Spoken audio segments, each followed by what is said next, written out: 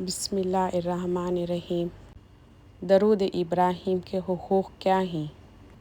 درود ابراہیم ایک عظیم عبادت ہے جو نبی اکرم صلی اللہ علیہ وسلم پر بھیجی جاتی ہے، اور آپ صلی اللہ علیہ وسلم نے ہمیں اس کی تعلیم دی۔ اس کے کچھ حقوق اور آداب۔ درود ابراہیم کے حقوق و آداب: محبت و اخلاص کے ساتھ پڑھنا۔ درود ابراہیم پڑھتے وقت دل میں نبی کریم صلی اللہ علیہ وسلم کی محبت اور احترام ہونا چاہیے۔ کثرت سے پڑھنا۔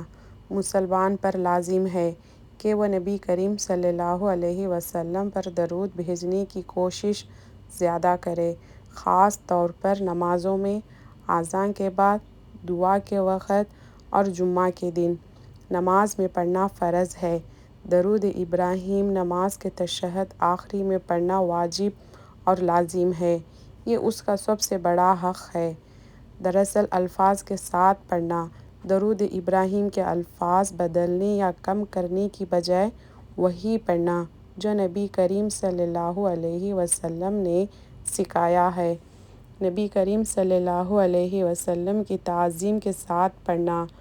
درود ابراہیم پڑھتے وقت یہ خیال رہے کہ یہ اللہ تعالیٰ کا حکم اور نبی کریم صلی اللہ علیہ وسلم کا حق ہے۔ دعاؤں میں شامل کرنا۔ کسی بھی دعا سے پہلے اور بعد میں درود پڑھنا تاکہ دعا قبولیت کے زیادہ قریب ہو۔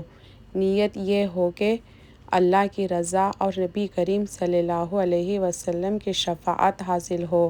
درود پڑھنے کا اصل مقصد اللہ کی رضا، نبی کریم صلی اللہ علیہ وسلم سے تعلق اور آخرت میں شفاعت پانا ہے۔